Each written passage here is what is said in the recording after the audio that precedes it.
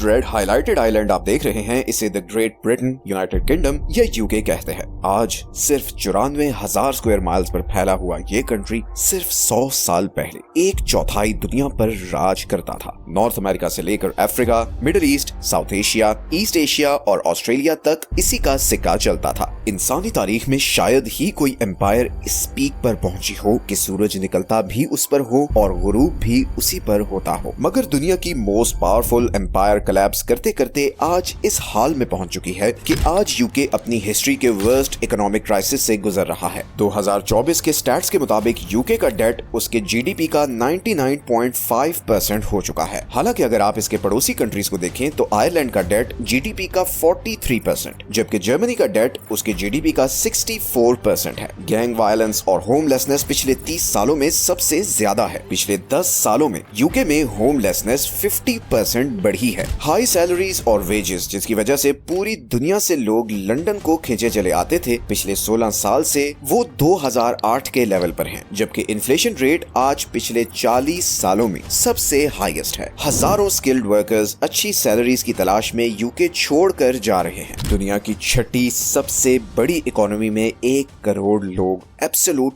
Poverty में जी रहे हैं। 2 million people in the UK go without food for at least 1 day in a month. And if you remove London from the UK, the country is as poor as Mississippi, which is the poorest state of America. NHS, जो पूरी दुनिया के लिए एक example था कि health care कैसी होनी चाहिए, आज इस हाल में है कि 80 लाख लोग क्रिटिकल कंडीशन होने के बावजूद हॉस्पिटल्स में वेटिंग लिस्ट पर हैं। और सिर्फ हेल्थ केयर ही नहीं बल्कि सब गवर्नमेंट डिपार्टमेंट्स क्राइसिस में हैं, चाहे वो लॉ एंड ऑर्डर हो या ट्रांसपोर्ट हो। यूके आज दुनिया की वर्स्ट परफॉर्मिंग डेवलप्ड नेशन बन चुका है। आज से कुछ दिन पहले ब्रिटेन लिटरली जल रहा था। लोग गाड़ियों को आग लगा रहे थे, घरों पर पत्थर मार रहे थे। आज हालात ये हैं कि इलॉन मस्क भी ये ट्वीट कर रहा है कि यूके में सिविल वॉर यकीनी है। What happened to the most powerful country in human history? पूरी दुनिया पर राज करने वाले ब्रिटेन ने ऐसी क्या मिस्टेक्स की हैं कि आज वो इतने शदीद क्राइसिस का शिकार है। आज जानते हैं सच ये है कि इस वीडियो में।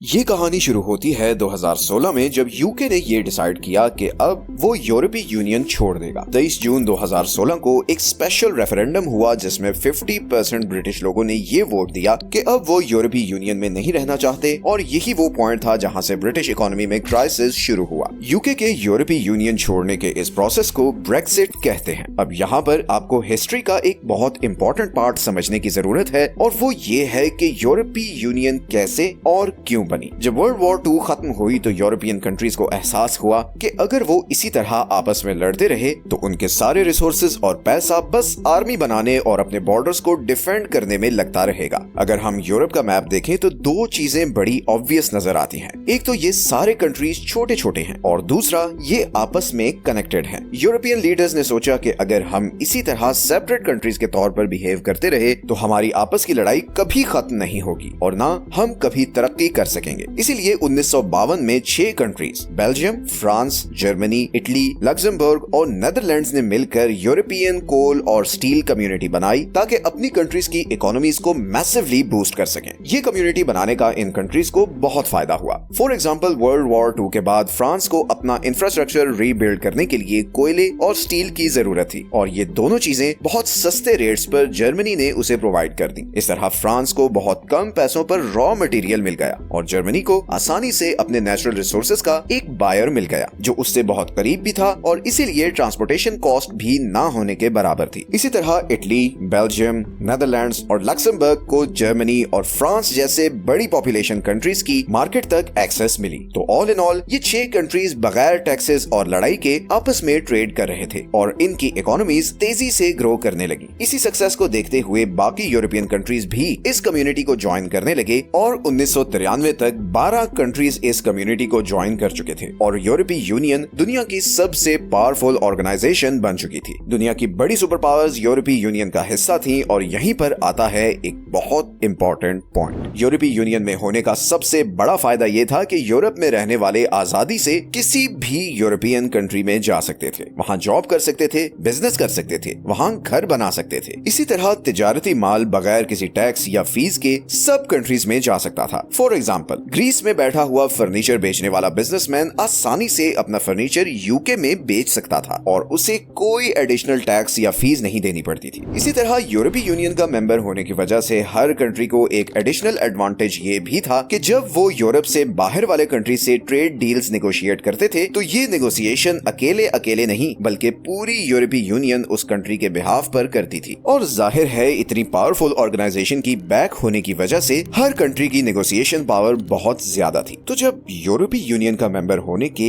इतने ज्यादा फायदे थे तो यूके ने यूरोपीय यूनियन छोड़ी क्यों? इसकी 3 रीजंस हैं। सबसे पहली वजह तो ये है कि यूके को ये लगता था कि उसके यूरोपीय यूनियन में होने का ज्यादा फायदा यूरोपीय यूनियन को है। फॉर एग्जांपल 2012 से 2016 के बीच यूरोप ने ब्रिटेन के समुद्र से 7.5 लाख टन की मछली पकड़ी, जबकि ब्रिटेन ने यूरोपीय यूनियन के पानी से सिर्फ 90,000 टन मछली पकड़ी। इसी तरह 2013 में यूके का यूरोपीय यूनियन के बजट में कंट्रीब्यूशन 17 बिलियन था, जबकि इसके रिटर्न में उसे सिर्फ 6.3 बिलियन मिला था। तो ब्रिटिशर्स को ये लगता था कि बाकी सारे यूरोपियन कंट्रीज उनका फायदा उठा रहे हैं। दूसरा रीजन था इमिग्रेशन। यूरोपीय यूनियन में अब पोलैंड, चेक रिपब्लिक और हंगरी जैसे कंट्रीज भी शामिल हो चुके थे और क्योंकि ईस्टर्न यूरोप वेस्टर्न यूरोप से काफी गरीब था तो यहाँ के लोग इमिग्रेशन करके यूके आने लगे। इस टॉपिक पर हमने रिसेंटली ये वीडियो बनाई है और बताया है कि ईस्टर्न यूरोप इतना गरीब और वेस्टर्न यूरोप इतना अमीर कैसे हुआ। इस माइग्रेशन की वजह से यूके की फॉरेन पॉपुलेशन जो कि 2004 में 5.3 मिलियन थी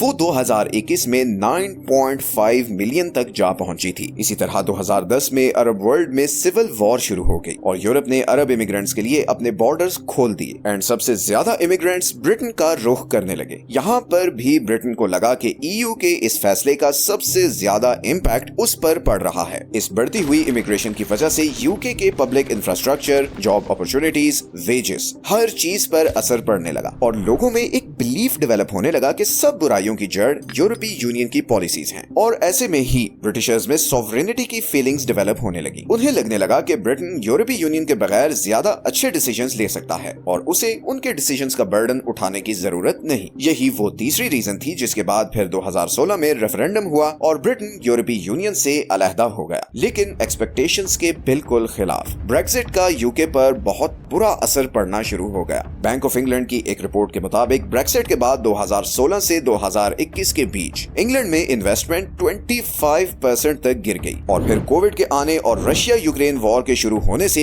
ये क्राइसिस वर्स होता चला गया। एक तरफ इन्वेस्टमेंट कम थी और दूसरी तरफ ब्रिटेन यूक्रेन को रशिया के खिलाफ हैवी फंडिंग कर रहा था और तीसरी ही तरफ एनर्जी सैंक्शंस की वजह से वो रशिया से ऑयल और गैस भी नहीं खरीद सकता था। एंड फिर ब्रेक्सिट के बाद यूके का ट्रेड बुरी तरह हिट हो चुका था बिकॉज ब्रेक्सिट से पहले यूरोपीय यूनियन यूके का सबसे बड़ा ट्रेडिंग पार्टनर था। यूके की 48% इंपोर्ट्स यूरोपीय यूनियन से होती थी, लेकिन तब इस इंपोर्ट पर कोई कस्टम ड्यूटी या टैक्स नहीं था। मगर ब्रेक्सिट के बाद ब्रिटिश गुड्स आजादी से यूरोप नहीं आ सकते थे। इसी गलती को सुधारने के लिए 2020 में ब्रिटेन ने यूरोपीय यूनियन के साथ फ्री ट्रेड एग्रीमेंट साइन किया, जिसके मुताबिक अब ब्रिटेन यूरोप के साथ बगैर किसी टैक्स या कस्टम ड्यूटी के ट्रेड कर सकता था। But perhaps it was too late. Britain को सबसे बड़ा डिसएडवांटेज ये है कि वो एक सर्विस बेस्ड इकोनॉमी है और ऐसी इकोनॉमीज फाइनेंशियल शॉक्स और इकोनॉमिक क्राइसिस में बहुत वनरेबल साबित होती हैं। जैसे कि 2008 के फाइनेंशियल क्राइसिस में यूरोप और वेस्टर्न वर्ल्ड को बहुत बड़ा धचका लगा था, मगर वहीं चाइना क्योंकि एक मैन्युफैक्चरिंग बेस्ड इकोनॉमी है तो उसे इस फाइनेंशियल क्राइसिस में उस शिद्दत का नुकसान नहीं हुआ जैसे कि अमेरिका या यूरोप को हुआ था। यही वजह है कि 2008 में जहां फाइनेंशियल और आईटी इंडस्ट्रीज में जबरदस्त ले ऑफ्स हुए हैं, वहीं नेस्ले और P&G जैसी कंपनीज को कोई फर्क नहीं पड़ा बिकॉज ये कंपनीज एसेंशियल चीजें बनाती हैं जैसे पानी, साबुन, रेजर वगैरह, जिसे लोग इतनी आसानी से नहीं छोड़ सकते। इसी तरह मैन्युफैक्चरिंग सेक्टर सर्विस सेक्टर से कंपैरेटिवली ज्यादा जॉब्स भी क्रिएट करता है। ब्रेक्सिट का एक और बहुत बड़ा नुकसान ये हुआ है कि यूके में आज जबरदस्त लेबर शॉर्टेज है। 2024 के स्टैट्स के अकॉर्डिंग यूके में 30,000 नर्सेज की शॉर्टेज है। एक तरफ यूके की करेंसी डिवैल्यू हो रही है, इन्वेस्टमेंट गिर रही है है, पैसा आ नहीं रहा,